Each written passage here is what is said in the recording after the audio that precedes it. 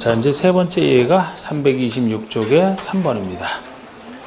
이건 시장 등의 별도 지정 건축선이라고 해서 이건 임의적 지정이에요. 지정할 수 있는 임의적 지정. 보통 앞에 두 가지는 소유너비 확보, 회전 반경 확보를 해서 법에서 저절로 지정이 되는 건데 이거는 정상적 도로에 접하고 있는데 필요한 경우 행정처가 지정할 수 있는 겁니다.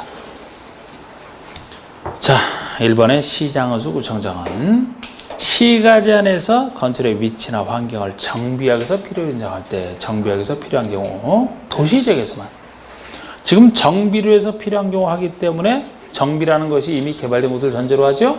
그래서 도시지역에서만 가능해. 이거는 도시지역 아닌 곳은 안 되고 도시지역에서만 4m 이하에서 건설을 따로 지정할 수 있는 거 임의적입니다. 그래서 동그라미 4번 보시면 위의 경우 건축선과 도로 사이의 면적은 대지면적 산정에서 제외되지 않는다. 이것이 앞에 두 개와의 차이예요. 그러니까 요거는 정상적인 도로에 접하고 있을 때거든요. 소요너비 미달도 아니고 도로와 도로가 만나는 모퉁이도 아닐 때 필요한 경우 도시지역에서만 따로 지정할 수 있는 건데 4m에서 따로 지정할 수 있잖아. 그러면 건축선 개념상 이 건축선과 도로 사이 이 부분은 당연히 건축은 못하죠. 건축은 못하는데 이거는 아까와 달리 대지 면적에 포함된다는 거예요. 대지는 그대로 이 면적이 됩니다. 단지 여기만 건축만 못할 뿐이에요. 나중에 건축물이 들어설 수는 있거든, 여기에. 나중에 풀리면. 도로가 들어설 땅도 아니고 회전방향상 필요한 땅도 아니잖아. 그래서 건축만 지금 못할 뿐이지 대지는 그대로 유지가 된다는 게 차이점이에요. 그리고 건축선에 의한 건축 제한 보세요. 4번에 건축물과 담장은 건축의 수직면을 넘어서는 안 된다. 예를 들어서 이게 도로고 요게 도로고 여기가 대지라고 했을 때 여기가 건축선이라고 가정합시다. 건축선이라고 가정하게 되면 건축선의 수직면이 있을 거 아닙니까? 이 대지지는 건축물이 됐든 담장조차도 건축선의 수직면을 넘어서는 안 된다가 너무 당연한 얘기예요. 그런데 다만 도로 지표 아래 부분은 그러하지 아니하다. 그러니까 지하는 넘어도 된다는 거예요. 아니 지상으로 넘으면 안 되는 게 여기에 차와 사람의 그 통행을 방해해서는 안 되기 때문이지 지하로 다니는 사람은 없잖아. 지하는 넘어도 된다는 거죠. 그래서 지상에서 안 된다는 거죠. 지상에서. 그리고 이때도 또 하나가 도로면으로부터 높이 4.5m. 도로면부터 높이 4.5m 이하에 있는 출입구나 창문 이와 유사한 구조물은 열고 닫을 때 건설의 수직면을 넘지 않는 구조로 해야 된다. 넘어서는 안 된다. 그 얘기입니다. 넘지 않는 구조로 하라. 지금 여기에 출입구나 창문을 다는데 출입구가 이런 식의 출입구, 창문 이런 식의 창문 있잖아. 이런 식의 창문. 이것은 도로면부터 높이 4.5면은 어디서 본 높이입니까? 이것이 육교 높이. 육교 지나갈 때 한번 보세요. 4.5라고 높이가 표시되어 있지. 육교 높이란 말이에요. 출입구나 창문 여다지 열고 닫을 때 여다지 열었을 때 침범하는 거죠. 미닫이 말고. 이 건물이 거꾸로 여다지네. 거꾸로 여다지죠? 밖으로 이런 식의 설치가 되느냐 안 되느냐. 4.5m 이하에서는 안 된다는 거에 넘어서는 되고.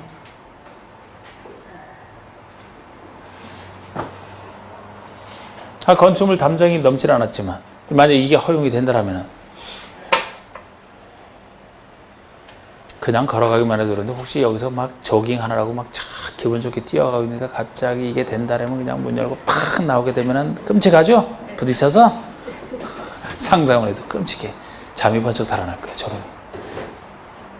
넘어서는 괜찮아요. 차가 여기 와서 부딪힐 차가 있나요? 이 정도 높이가? 육교 높이에 육교에 걸려서 못 온다니까. 4.5m 넘는 건 올 수가 없어요. 여기에. 사람? 갑자기 탁 다니다가 갑자기 뛰어 올라와서 부딪히고 떨어지는 새 같은 사람이 있나? 없지. 4천 넘어서는 게 저 4천대 이해해서는 안 된다는 겁니다. 요 얘기까지 이게 건축성과 건축성에 따른 건축제한까지 했어요. 자, 우리 대지에 대한 규정이 또 나오는데 대지에 대한 규정 중에서 자, 뭐 대지 안전 저지대 낮아서는 안 된다 이런 것도 있죠. 넘겨보세요. 넘겨보시오. 3번에 대지 안에 적용. 건물 다 짓지 말고 나무를 심어서 적용하라 그런 얘기인데 3번에 1번 보시면 면적이 200제곱미터 이상인 대지에 건축을 하는 건축주입니다. 대지 면적 200 이상인 대지에 건축을 할 때는 아랫줄 지자체 조례로 정하는 기준에 따라 적용 기타 필요한 조치를 해야 된다. 이게 적용 의무예요.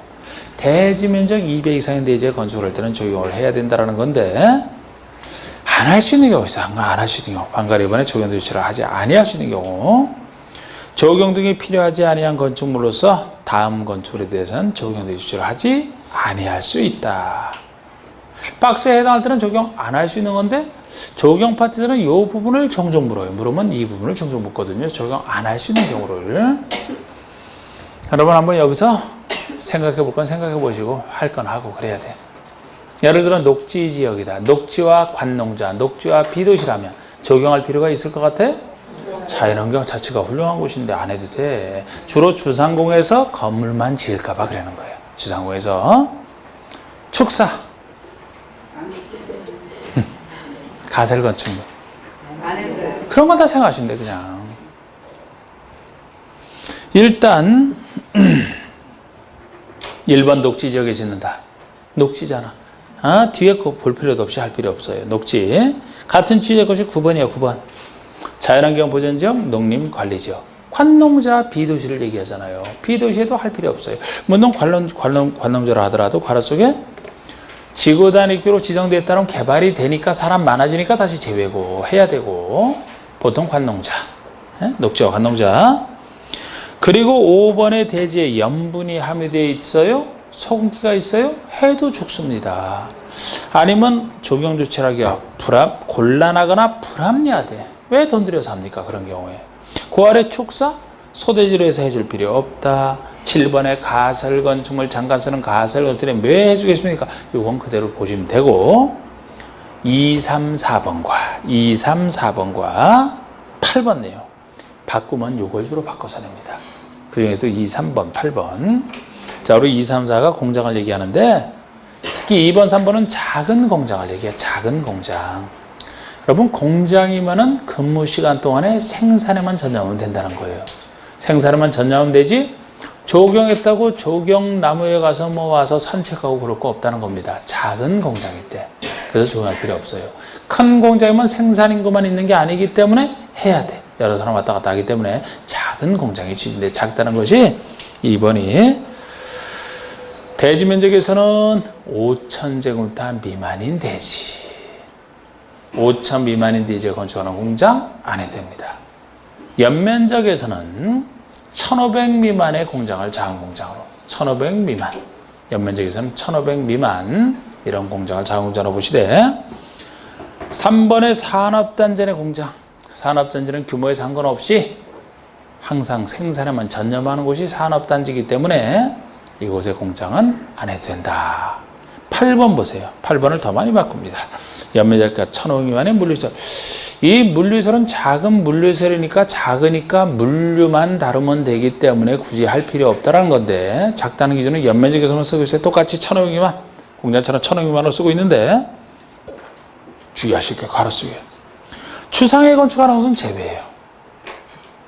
아까 공장과 다르잖아요. 이 점에서 녹지 비도시는 원래 안 할 수 있고 주상권 중에서도 결국 주상은 제외니까 공업지역에서만 안 할 수 있다는 것이지 주상에서는 해야 돼요.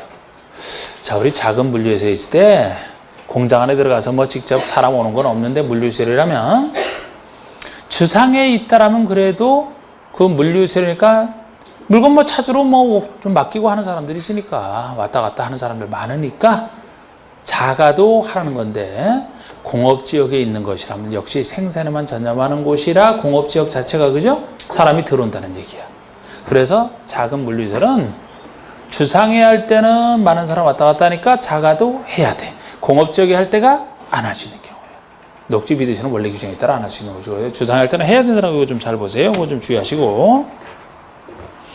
그 다음에 5번의 대지분할 제한, 4번의 건필준제율은 뭐 국계법 기준이 원칙인데 건축에서 따로 정할 수 있다 그 얘기고요. 5번의 대지분할 제한, 이것이 이게 제가 국계법에서 설명을 드릴 때 국계법에서 설명드릴 때 개발행 허가제에서 일정한 토지가 일정한 면적에 미달되게 잘게 쪼개지는 것을 허가받아라 라고 했었죠. 같은 취지의 것이 건축법에도 있는데 건축법에서는 똑같은 기준적으로 쓰지만 건축법에서는 분할 금지라서 허가된 것은 빠지고 허가받는 것은 금지하는 거 외의 것을 가지고 허가를 받아라. 취지는 같다. 그쪽에서 얘기했던 게 이거잖아요. 건축물이 기존건축이 있는 땅을 전제로 해서 기존건축이 있는 땅이 일정한 분할 제한 면적은 똑같이 쓰는데 일정한 면적에 미달되게 분할하는 것을 분할 금지이기 때문에 허가에선 빠진다 했는데 이게 바로 여기 얘기예요.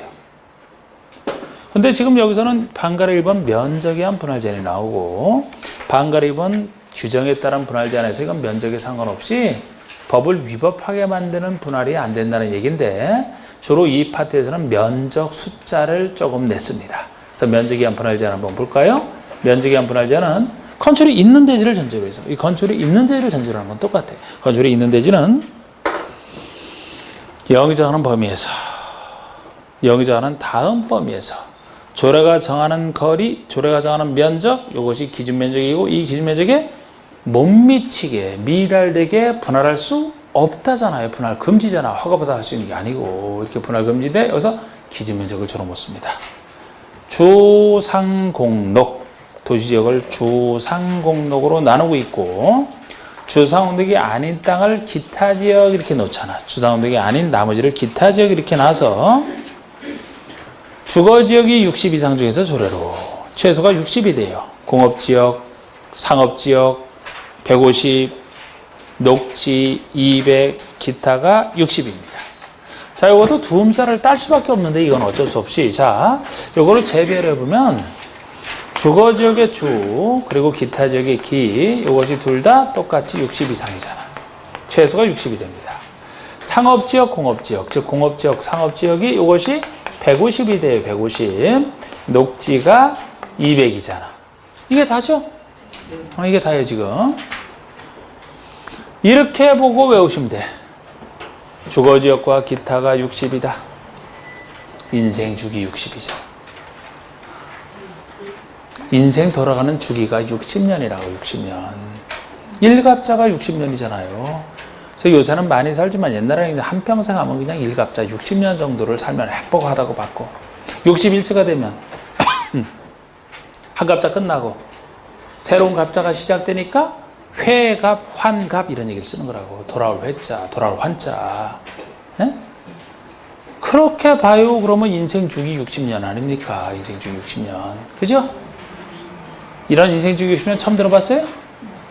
일갑자가 60년은 들어봤죠? 네. 공업지역, 상업지역, 공상이 150이야, 기준이. 공상. 자, 우리 즐거운 상상하는 거, 상공이 아니고 공상으로 일부러 놨잖아. 공상하는 거. 아, 여러분, 지금 이렇게 낮에 공상이 잘 돼요? 밤에 공상이 잘 돼요? 응? 밤에 잘 되죠? 낮에 지금 공상하고 있어요? 공부, 여기 공부해야 되는데? 밤에 공상이 잘 돼. 자, 밤중에서 다시. 보름밤에 공상이, 달 환할 때 공상이 잘 돼요? 아니면 보름밤 아닌 곳에 공상이 잘 돼? 어두울 때? 초승달?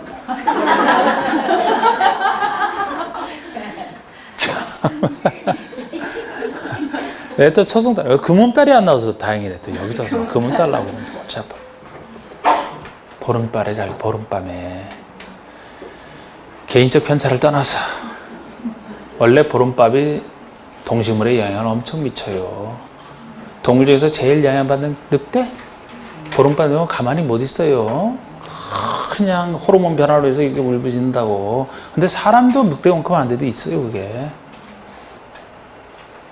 못 느껴봤어, 그거? 그런 거?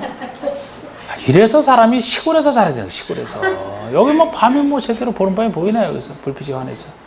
근데 시골 같은 데 가보면요, 보름밤 보면 진짜, 보름 볼 때 평상시랑 감정이 똑같다고. 사람이 아니야, 그러면. AI지. 아유.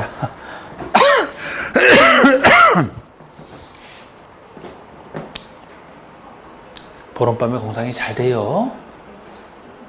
잘 된다니까. 생각을 해야 돼.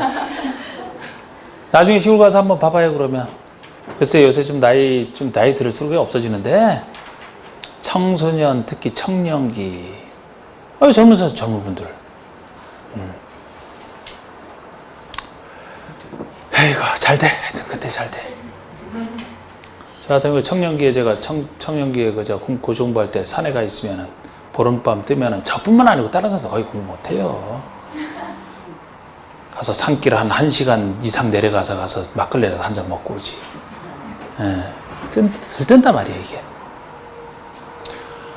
동의를 별로 안 해주니까 참 힘드네, 오늘. 자, 공상이 보름밤에 잘 돼요. 반드시 그래야 돼. 실제 그랬고, 연구하는 사람도 있어, 그거. 보름밤이 15야 밝은 달이잖아. 이거 완성하려고 하는데 왜 이렇게 한다, 이렇게. 15에다 150 딱 들어가잖아.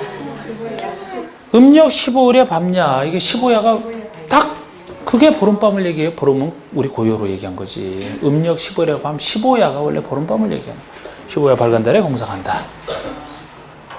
넉지. 힘들어.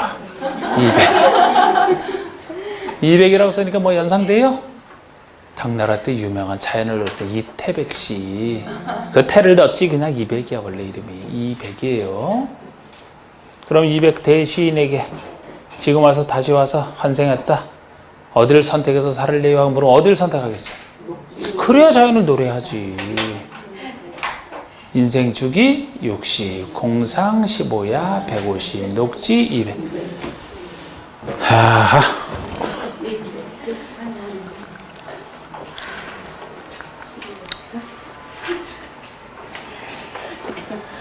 진짜 막 이렇게 물었을 때 나 초승달 나오는 거 여기서 처음 들어봤네.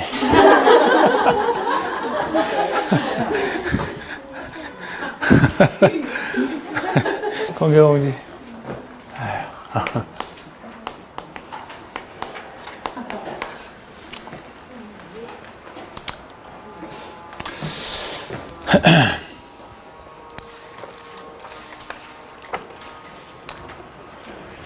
자, 우리 공개공지는 공지가 빌 공짜 빈 땅을 얘기하잖아. 빈 땅. 건물 다지지 말고 빈 땅으로 남기라는 게 공지인데 앞에 공개가 붙어 있어요. 공개된 공지야. 그래서 이것도 항상 연상을 하셔야 되는데 연상을. 우리 공개공지는 대중에게 공개된 공지로서 취지가 연면적 5천 이상의 많은 사람이 이용하는 그런 건축물의 건축자는 그 찾아오는 수많은 사람들 때문에 도움을 받으니까 이익만 받지 말고 그 사람들이 와서 쉴 수 있는 휴식하고 대화를 나누는 그런 공간을 서비스로 만들어주라는 거예요. 그거를 만들어주면 용적률을 완화하는 혜택 줄 테니까 그걸 만들어라. 이게 공개공지인데, 그래서 공개공지에는 반드시 여러 사람들이 있어야 되니까 긴 의자를 갖다 놓게 돼 있고 적용 면적을 산정할 수 있기 때문에 나무 심어놓고 긴 의자 갖다 놓고 이런 게 주로 공개공지예요. 그래서 여러분들이 사회생활에서 그 공개공지를 보신 분들 많고 그걸 연상해서 보셔야 돼요. 그래서 그런 큰 건축물을 일정한 지역에 지을 때 적용을 하는데 아무 때나 적용되는 게 아니에요. 그 지역을 특히 따질 때 이 공개공지가 그런 것이라면 이 공개공지는 녹지, 비두지 같은 사람 없는 곳에는 뭐 아무 데나 심으면 되거든요. 주상공에서 문제가 되는데 주상공 중에서도 주상공 어느 생활과 관련돼서 공개공지가 필요할 것 같습니까? 막 쇼핑하고 이런 것이니까 상업. 또 하나 더 찾으면 역시 주거 상업생활과 관련돼 있는 거예요. 공업생활과는 관련 없어요. 공업에는 공장 들어가니까 주로 근무 시간 동안 무슨 공개공지 들어가서 거기서 대화를 합니까? 생산을 해야지. 공업과만 관련이 없어요. 주상에는 관련돼 있어요. 상업에 주로 관련돼 있죠. 주거에도 관련돼 있어요. 여러분들 주거 생활 하시는 분들 집에서만 있어요? 쇼핑하라고 그래야 되죠? 공장 다닐 때는 쇼핑하면 안 되지. 근무를 해야 된다니까. 그래서 주상호 생활 중에 주상 생활과 관련된 걸 알아야지만 헷갈림이 없어요. 이게 취지를. 그래야만 헷갈림이 없어요.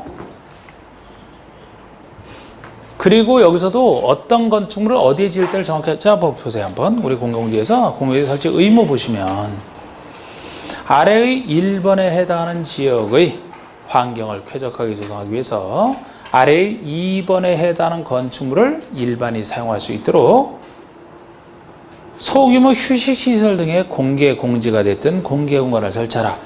공개 공지, 공개 공간은 건물 내부에 의자 갖다 놓고 쉬게 하는 거예요. 둘 다 설치하면 되는데 방가로 2번에 해당하는 건축물을 방가로 1번에 해당하는 지역에 지을 때고 먼저 방가로 2번을 먼저 보시면 이것이 아까 제가 얘기한 5,000제곱미터 이상인 많은 사람이 이용하는 이런 느낌으로 나오고 싶다. 아직까지 이 건물을 정확히 알아야 맞추는 문제는 낸 적이 없어요. 그러니까 이 느낌 잡으시면 보시면 돼요. 먼저 방가로 2번부터 자, 우리 맨 끝에 5,000 이상을 전제로 해서 연면적 5,000 이상 큰 걸 전제로 해서 많은 사람이 이용하는 시설. 이거 한번 상상해봐요, 여러분. 공유고지 어디서 봤어요? 어디서 봤어요? 그냥 느낌 잡고 상상해서 한번 보세요. 자, 공유고지 어디서 보셨나요? 쇼핑몰. 그게 판매 시설이에요. 판매 시설. 또 여러분 많이 봤다니까. 긴 의자. 에? 영화관? 에? 역 앞에? 오, 역 앞에. 아니, 있어요. 그거 있어. 그게 운송용 시설이야. 운송용, 여객용 시설. 있어요. 여기나 터미널 다 있어. 여기나 터미널 큰데 다 있어. 근데 지금 여기 잠깐 생각했더니 그게 와요. 조그만 보통 역이라면 이게 5,000 이상은 돼야 되거든, 이게. 예. 여기 있는 터미널이면 당연히 들어가지. 또. 여러분들이 워낙 이 조신해서 어디 안 다니시는 모양이네. 이렇게 잘 생각을 안 하는 거 보니까. 뭐 여기나 갔다 오고, 이제 쇼핑몰이나 갔다 오면 끝이에요? 어디 또? 영화관? 그냥 봅시다. 자, 기다릴 시간도 없어. 자, 오늘이 워낙 비활동적이라. 자, 방가리 2번에 1번. 문화 및 집회시설. 많은 사람 모이는 문화 집회. 이게 영화관 같은 거 큰 거 생각하시는데, 영화관. 우리 CGV 영화관 큰데 5,000 이상을 전설합니다. 그런데 가면은 매표소 앞에 반드시 긴 의자 있어요. 그게 공개 공간이야. 예. 문화 집회시설. 또, 종교시설. 우리 앞에 아까 부활절 갔다 오신 분, 성당 큰 데 있어요? 없어요? 거기? 그게 종교시설이에요. 종교시설. 5,000 이상 큰 거. 종교시설. 그리고 아까 쇼핑몰, 판매시설. 이 쇼핑몰 중에서 농산물 유통시설만 제외해요. 농산물 유통시설은 농업인의 어떤 직거래 이익과 관련돼 있어서 빼주는 혜택 주는 건데 지금까지 농산물 유통시설이 제외된다는 것 정도만 하나만 기출에 나온 적이 있어요. 그것도 정답과 상관없는 질문으로. 보통은 안 물어요, 잘. 운수시설, 여객용 시설, 여객용. 예? 터미널, 업무시설. 현대사업, 삼성사업 이런 큰 업무시설 5,000 이상 이런 데도 있습니다. 숙박시설에도 있어요. 큰 호텔 가보세요. 있어. 이런 시설을 얘기하고 이런 시설을 어디에 짓느냐 1번을 보세요. 1번은 정확히 보세요. 이건 잘 바꿔내니까 방가로 1번을 보는데 아까 이것을 때 주상과 관련돼 있다. 주상생활과 관련돼 있다. 주상이 아니고 무조건 주상생활과 관련돼 있다. 주거, 상업, 생활과 관련돼 있다. 1번이 준주거, 일반주거, 준주거 지을 때예요. 그러면 주거는 전일준인데 전용주거만 없죠? 주거생활과 관련돼 있습니다만 전용주거는 빠져요.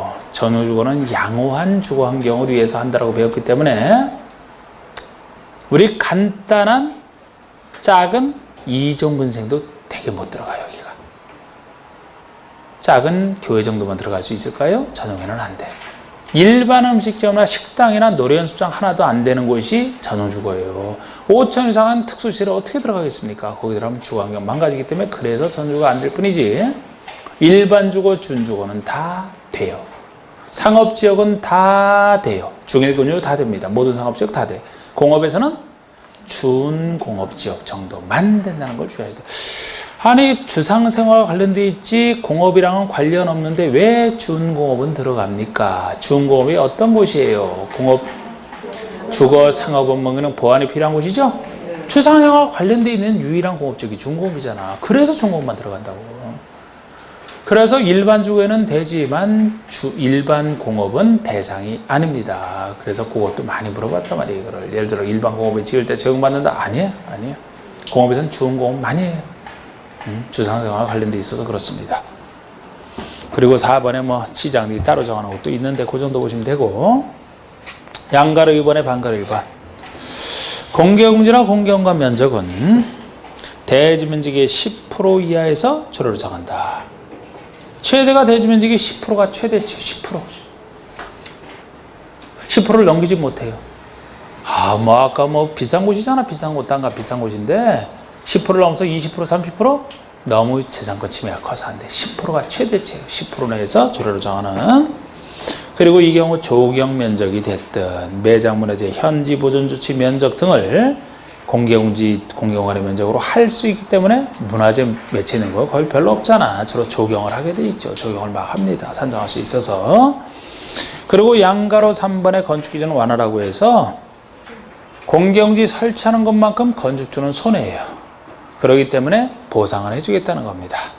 그래서 건축 기준 중에서 특히 무엇을 두 번째 줄 다음의 것을 조례로 완화할 수 있다. 풀어주는데 기역번의 용적률과 니은번에 보통 높이지 않은 두 가지를 대표적으로 건폐로는 안 돼요.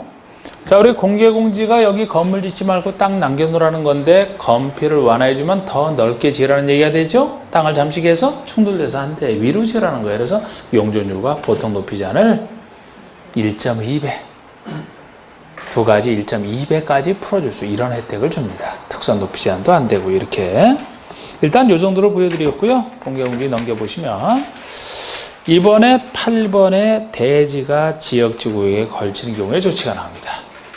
이거는 국계법에서 배우신 거 있어요. 여러분 하나의 땅이 둘 이상의 지역에 걸쳐 있다. 둘 이상의 지역지구 구역에 걸쳐 있다. 하나의 대지가 이럴 때 어떤 규정을 적용할 것이냐, 건축물이 걸쳐 있다면 어떻게 적용할 것이냐 하는 얘기인데, 이거는 국계법에서 나오고 지금 건축법 두 군데서 나오는 얘기예요. 건축법에서는 건축법에 있는 규정을 적용할 때 쓰는 겁니다. 원래는 서로 비슷해요. 차이점 하나만 하시면 돼. 대지에서 차이점 하나 생겨요. 이게 국계법이라면 여러분 원래 각각이죠, 그죠? 원래 각각인데 국계법에서는 330 이하일 때 어쩌고 저쩌고 하는 얘기 있었죠? 그 얘기 대신에 그거 안 써요, 여기서는. 그 어쩌고 저쩌고가 생각나요? 자, 우리 330 이하인 부분이 있으면 전체에 대해서 건폐율과 용적률은 가중 평균값을 전체에 적용하고 기타 건축 제한은 넓은 지역 행제한을 전체에 적용한다. 그런데 이때도 녹지가 껴 있으면 각각 이렇게 된다 그랬죠? 네. 여기서 330 이하인 건 안 쓴다고 건축법에서는. 뭐만 쓰느냐? 과반이 차지하는 부분. 과반이 반을 넘는 부분이잖아? 여기 그림상으로는 이 부분이 과반이 넘는 부분이죠? 이 과반이 넘는 곳에 대한 행위제한을 건축가 대지 전체에 적용하겠다. 이게 유일한 차이점이에요. 이때도 녹지와 그렇지 않은 곳이 있으면 각각 되는 거 똑같고 건축이 걸쳐 있을 때 각각 되는 거 똑같아요. 그리고 이때 예외 방화지구도 똑같아요.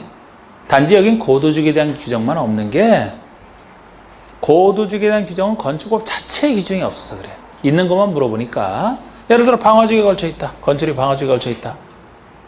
그러면은 방화주기에 대한 규정을 건축물 전부에 적용하겠다. 대지는 땅이 불이한테니까 빼고, 이때도 방화벽이 설치해서 방화벽 바깥에는 적용할 필요가 없다. 똑같이 씁니다. 여기서 대지에서 그 차이점을 보시면 돼요. 보세요. 양가로 1번 대지가 걸칠 텐데 반가로 1번이 차이점이라고요.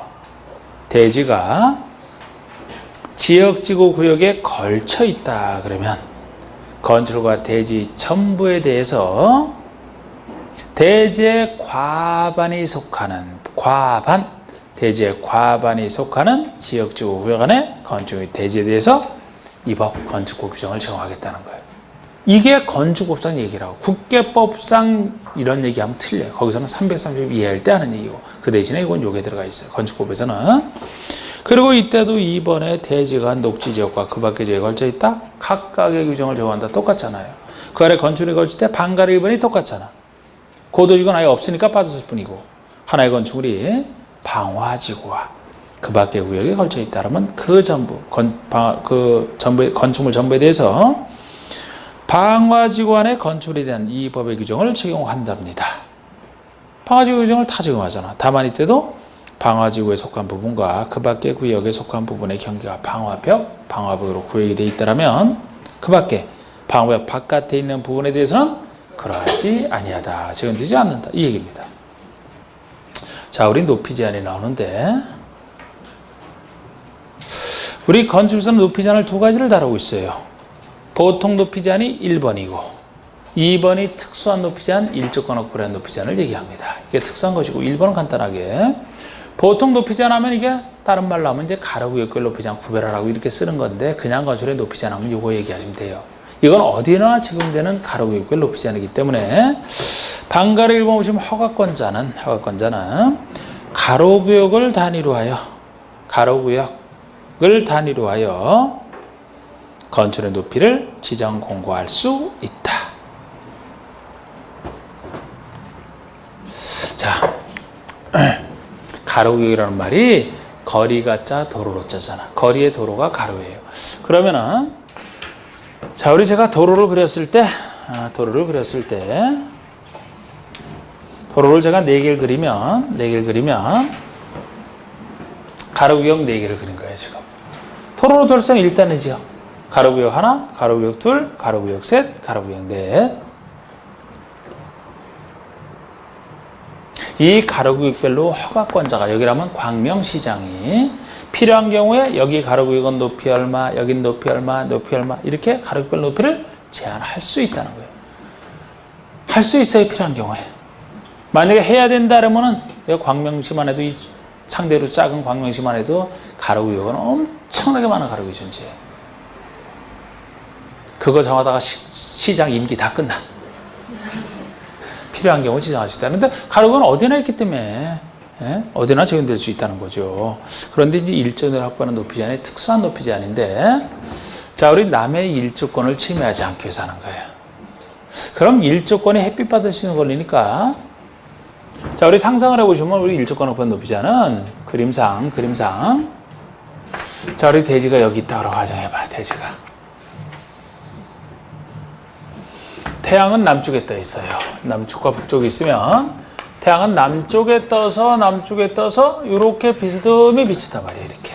그래서 남향으로 져야 하루 종일 햇빛이 들어오지 않습니까? 근데 만약에 여기 건물 짓는 사람이 이 지역의 건축 기준상, 예를 들어 용적상 이만큼 지을 수 있다고 해서 이렇게 짓게 되면은 이 대지 기준에서 이쪽이 정북 방향의 대지가 되고 이쪽이 정북 방향의 대지가 되고 이쪽이 정남 방향의 대지가 되는데 이 대지 기준에서 어느 쪽의 일조권을 침해하게 돼요? 이쪽의 일조권을 침해해서 햇빛이 가려서 안 오잖아. 이쪽의 일조권을 보호하기 위해서. 그래서 원칙적으로 북쪽에서부터 얼마로 띄워라 이렇게 하는 거예요. 예외적은 남쪽은 예외적 현상이 되고 그래서 이런 경우에 북쪽 방향의 인접대지의 경계선이 여기가 되는데 북쪽 방향의 경계선으로부터 띄우는 거리에 따라 9m 이하까지는 최소 1.5를 띄우고 9m 넘는 부분은 그 높이의 반 이상을 최소 띄워서 이런 식으로 짓게 되면은 좀 그림이 이상하지만 태양은 이쪽에 비친다는 거예요. 이렇게. 이게 일조권하고 높이 제한을 받는 걸 얘기하거든요. 북쪽으로부터 높이 제한을. 그러면 이 일조권하고 높이 제한을 받게 되면 안 좋은 거예요. 안 좋은 거. 원래 이만큼 지을 수 있었는데 이만큼밖에 못 지니까 이 부분 못 짓는 부분만큼 대지 가격이 떨어져야 정상이거든요. 그래서 우리가 이 일조권하고 높이 제한은 적용 범위가 특히 중요한 거예요. 적용 범위가 공인중개사 입장에서는 이게 적용을 받는다 그러면은 그만큼 값이 떨어져야 정상이니까. 적용 범위가 중요하지 얼마 띄우느냐가 아직까지 낸 적도 없어. 이거는 이 숫자는 알면 좋겠지만 이게 더 중요하다고 그래. 적용 범위가. 그런데 이 적용을 할 때 역시 이 취지를 알아야 돼. 아까 우리 공개공지는 주상생활과 관련돼 있다. 일조권 확보한 높이 제한은 어느 생활과 관련돼 있어요?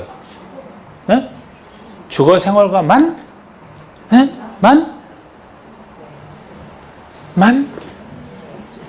만이지. 녹지 비 대신에 햇빛이 너무 많아서 문제야. 주상호 중에서 주거 생활과만 관련돼 있어요. 왜 상업시설은 안 되느냐? 그래서 공업은 아니고 당연히 아니고. 왜 여기는 상업지역이 안 되느냐? 상업지역에 직사광선 들어간다고 생각해봐. 햇빛 잘 들어와. 싫어해. 제품 변색되고 막 고장의 원인이 되기 때문에 주거 생활과만 관련돼 있어요. 햇빛 잘 받아 건강하게 살아라는 거지. 이 취지가 그래요. 아이고, 여러분들도 지쳐서 이제 대답도 안 하고.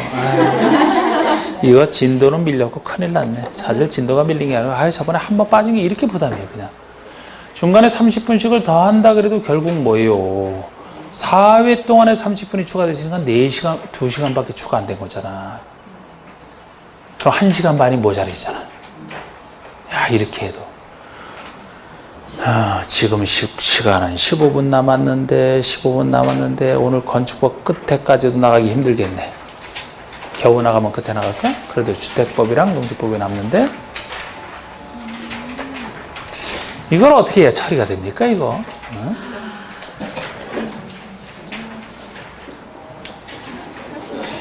예? 그냥 줄이라고? 그래서 쭉쭉 나간다고 나가 성질이 여러분들이 따라와야 의미가 있지. 뭐 따라오지 못하고 쭉쭉 나가기만 하고 쭉쭉 나간다고 뭐 시험에서 쭉쭉 맞추나? 저도 쭉쭉 나가면 좋아. 쭉쭉 하다 보니까 어느 건 농지가 끝에 하면 참 좋지. 참.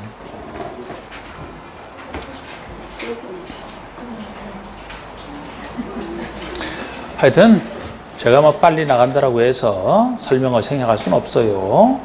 제대로 나가야 돼. 제대로 나가는데 그리고 나서 농지법 끝에 보면 좀 남는 게 있다. 그러면 이제 그거를 다음에 미뤄서 어떻게 하든지 해야 될 것 같은데. 예?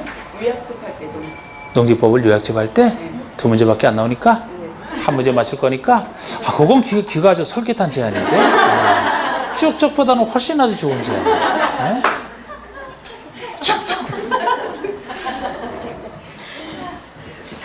일단 그건 한번 고려를 해보겠습니다. 사실 보면 한번 제가 원래 깔끔한 성격상 모든 걸 다 해야 되지만 원래 농지법이 한 2시간 걸리는 거예요. 2시간. 2시간이 채 안 걸리잖아. 1시간 40분 정도 걸리는 게 농지법인데. 네? 글쎄 그건 한번 제가 고려해보겠습니다. 하여튼 정석적으로 일단 나갑시다. 자, 이게 주거생활과 관련되어 있다면 자, 이 규정은 원칙적으로 어떤 건축물이든지 간에 어느 지역에서 지을 때 적용받느냐? 주거생활과 관련돼 있으니까 주거지역에 지을 때 적용이 돼요. 근데 주거지역은 전일준이잖아. 전용주거에 지을 때, 일반 주거에 지을 때 적용이 됩니다. 그런데 준주거만 안 돼요. 준주거만 안 돼. 요거만 안 돼. 왜 안 되느냐? 상업업무에는 보안. 그래서 안 된다니까, 상업. 그래서 이게 아까 공개공지는 당연히 엄석 설치를 해야 돼. 여기는 빠지는 거예요. 왜 주거생활과 관련돼 있기 때문에. 이건 오히려 상업기능 때문에 빠져나가는 거라고. 그래서 취지를 정확히 알아야지 헷갈림이 없는 거예요. 그래서 전용과 일반적으로 지을 때는 기본적으로 적용을 받습니다. 그런데 공동주택이라면 워낙 큰 주택이라, 공동주택은 워낙 큰 주택이라 별도의 예외 규정을 두고 있어요. 여기서 지을 때뿐만 아니고 준주거 포함해서 확대 적용이에요. 확대 적용. 큰 피해를 줄 수 있게 된 확대 적용인데 아무리 확대하더라도 우리 세부적으로 제일 비싸고 두 번째 배상곳이 중심상업과 두 번째가 일반상업이라 거기는 토지 용도를 특별히 높여야 되기 때문에 이런 제한을 안 하겠다는 거예요. 그래서 공동주택이라면 중심상업과 일반상업을, 중심과 일반상업지역을 제외한 지역에서 지을 때 적용을 받는다라고 보시면 돼요. 중심과 일반상업을 제외한 나머지 지역이에요. 그러니까 우리가 적용 범위를 볼 때 예외가 공동주택이니까 어디에 짓는 무슨 건축물 이렇게 나오게 되면은 공동인지 아닌지를 항상 먼저 살펴보시고 공동주택이라면 중심과 일반 상업지에서 짓는다면 적용 안 되고 나머지는 다 적용이 되죠? 공동주택이 아니라면은 전용과 일반에서 지을 때만 적용받는다. 이게 기본이 되는 거예요. 이때도 북쪽에서 얼마 띄우는 게 원칙인데 예외적으로 남쪽에서도 띄울 수 있는 예외가 존재해. 예외가. 원칙은 이때부터 띄우는 건데. 원래 남쪽으로 띄우는 거는 자연법칙과는 아무 관련이 없어요. 그런데 남쪽으로 띄우는 게 유리한 경우 띄울 수 있는 규정을 두고 있는데, 이거는 그래서 어느 때 예외적으로 남쪽에 띄울 수 있는 그 예외 두 가지를 어디에, 요걸 이제 아는 게 기본이죠. 얼마 띄우는 것보다. 그게 두 가지가 미개발지를 새로 개발하는 것, 새로 개발하는 것, 이런 느낌으로. 예를 들어 도시개발이 됐든 정비가 됐든 택지개발이 됐든 새로 개발하는 곳이 나오게 되면 어차피 다 밀어버리고 새로 개발을 해서 새로 택지를 공급해서 줄 거 아닙니까? 그럼 이때도 새로 건물 짓는데 다 북쪽에서 얼마 띄우는 게 당연히 원칙이죠. 원칙인데 남쪽에서 띄우는 게 유리하면 기준은 똑같이 써요. 남쪽에서부터 이렇게 띄워서 짓고 남쪽에서 이렇게 띄워서 짓고 남쪽에서 이렇게 띄워서 짓는다면 결과적으로 새로 짓는 것이라 거리는 확보되니까 새로 개발하는 곳은 남쪽에서도 할 수 있다. 또 하나는 북쪽 신경 안 써도 되는 경우 생각하시면 돼요. 지금 이쪽의 일조권을 보호하는 게 원래 주 목적인데 이쪽 사람이 내 것 치워도 괜찮아 라고 합의를 해줬다. 물론 돈 받고 합의를 해주겠죠. 그럼 이쪽 신경 안 쓰고 남쪽에서 띄울 수도 있다. 또 하나는 이쪽에 앞으로도 법적으로 건축물이 들어설 땅이 아닌 경우. 지금 없어도 나중에 들어설 때 대비해서 보호해주겠다는 건데 앞으로도 건축이 금지되어 있다라고 법적으로. 예를 들어 하천이에요. 정북방에 있는 것이 하천이에요. 도로가 있어, 도로. 앞으로도 건축 못 짓죠? 그럼 이쪽에 신경 안 쓰고 남쪽에도 띄울 수 있다. 크게 두 가지로 보시면 돼요. 그리고 또 하나가 여기 2층짜리 건물이 들어선다라면 보통의 2층짜리 건물이 들어선다면 3층에서 좀 큰 걸로 봤잖아. 2층까지라면 태양은 위에서 비치니까 일조권 적용 안 할 수 있는 것에 주로 2층짜리를 생각하시면 돼요. 2층까지는. 근데 이것도 2층 높이 2층이면서 8m야. 동시에 갖춰야 돼요. 자, 지금 설명한 것만 한번 체크를 해보면, 자, 우리 2번의 일조권 중에서 양가로 1번이 전용과 일반 주거지역에서 안에서 짓는 건축물이잖아요. 이것도 방가로 1번에 원칙의 북쪽에서부터 띄우는 거라고. 원칙이. 그래서 1번에 전용주거와 일반 주거지역 안에서 건축하는 건축의 높이는 일조동의 확보를 위하여 정북 방향의 인접대지 경계선으로부터 거리에 따라 다음의 범위에서 조례로 정하는 거리상을 띄워서 건축해야 된다. 알면 좋죠. 뭐 기억번에 높이 9m 이하까지는 최소 1.5m 이상 중에서 조례가 정하는 거리를 띄워라. 최소 1.5는 띄워라. 9m 넘는 부분이면은 그 높이의 반 이상을 띄워라. 이런 얘기도 있고요. 나중에 제가 요약서는 2번을 첨가할 겁니다. 2번 안 할 수 있는 경우가 있어요. 안 띄울 수 있는 경우 다 이해시킬 수 있어요. 넘겨보시고 방가로 2번에 예외 남쪽에서 띄울 수 있는 경우가 나오잖아. 다음에 어느 하나에 해당하면 건축의 높이를 정남 방향의 인접 대지 경계선부터 남쪽에서부터의 거리에 따라 영정하는 높이 이하로 할 수 있다. 할 수 있는 예외인데 어느 때 남쪽에서 띄울 수 있느냐? 박스에 1, 2, 3, 4, 5, 6번이 새로 개발하는 곳 이렇게 보시면 돼. 택지개발지구든 대지구든 사업지구든 그 아래 도시개발구역 정비구역까지 새로 개발할 땅들. 그리고 6번 7번이 북쪽 신경 안 써도 되는 경우 이렇게 생각하시면 돼요. 전국과로 도로원 하천 등 건축이 금지된 공지에 접하는 대지라면 앞으로도 건축이 금지되니까. 또 하나는 정부가 접하고 있는 대지에서 합의한 경우 등 북쪽 신경 안 써도 되는 경우 이렇게 남쪽에서 띄울 수 있다. 양가로 1번의 공동주택을 보시면 별도로 돼 있어요. 이렇게 예외로 방가로 1번에 다음에 어느 하나에 해당하는 공동주택 해놓고 괄호 속에 일반 상업과 중심 상업 쪽에 건축하는 것은 제외. 그러니까 공동주택만큼은 중심과 일반 상업 지역을 제외한 나머지 지역에서 적용을 한다는 얘기고, 적용한다는 얘기가 이제 그 아래에 있습니다. 구체적 째는 건 몰라도 되고요. 양가로 3번 보세요. 양가로 3번 2층 이하로서 8m 이하 동시에 갖춰야 된다. 작은 것이잖아. A 및 B 형태예요. 2층 이하로서 8m 이하인 건축물을 일조권 확보는 높이지 않을 적용하지 않을 수 있다. 적용 안 할 수 있다.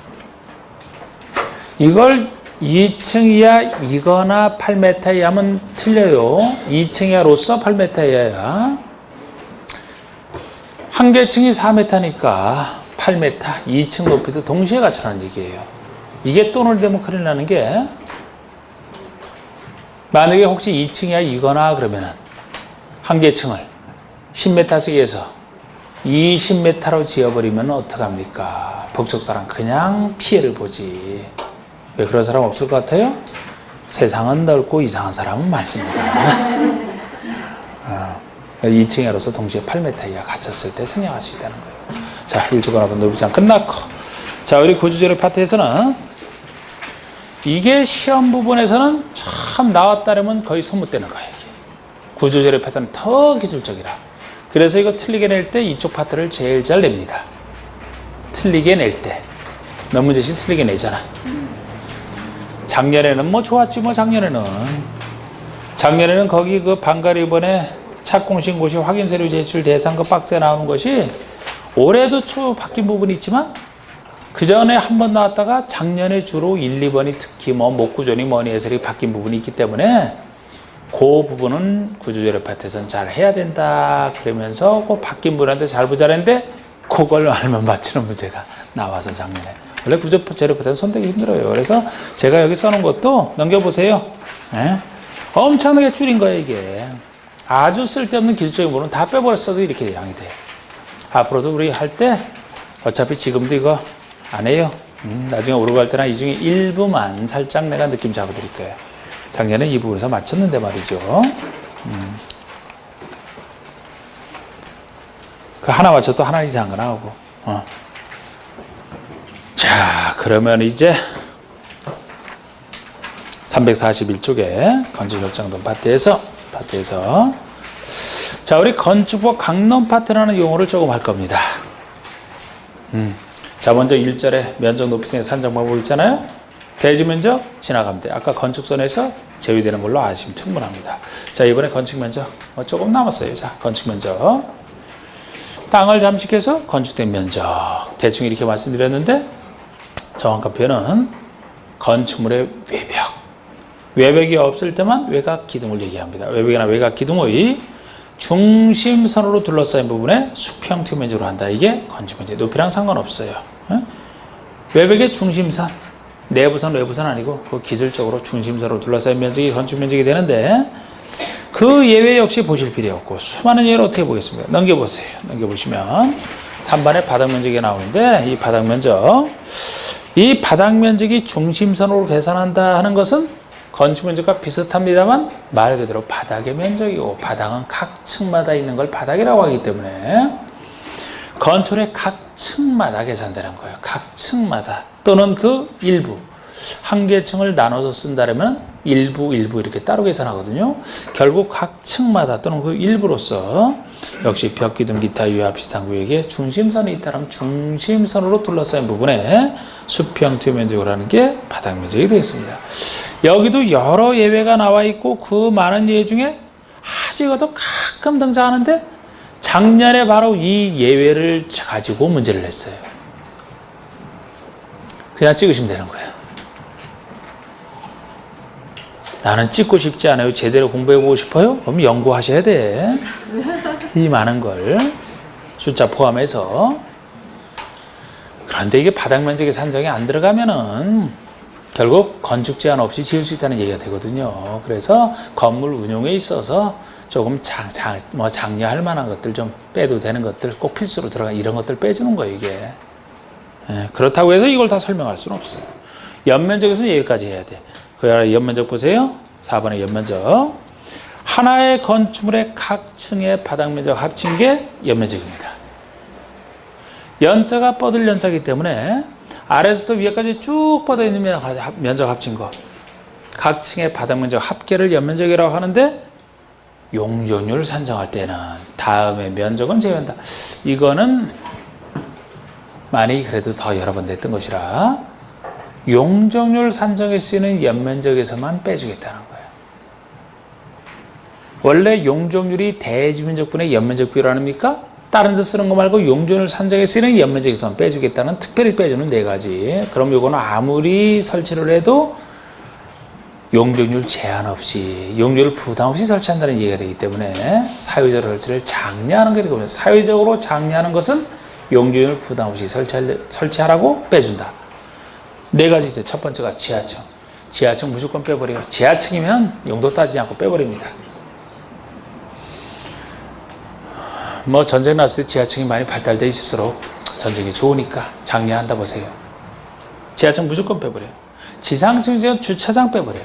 이 주차장이 부속 용도인 경우 영업용 말고 보통 주차장, 부설 주차장, 이런 부속 주차장이면 지상층이라도 빼주겠다는 거예요.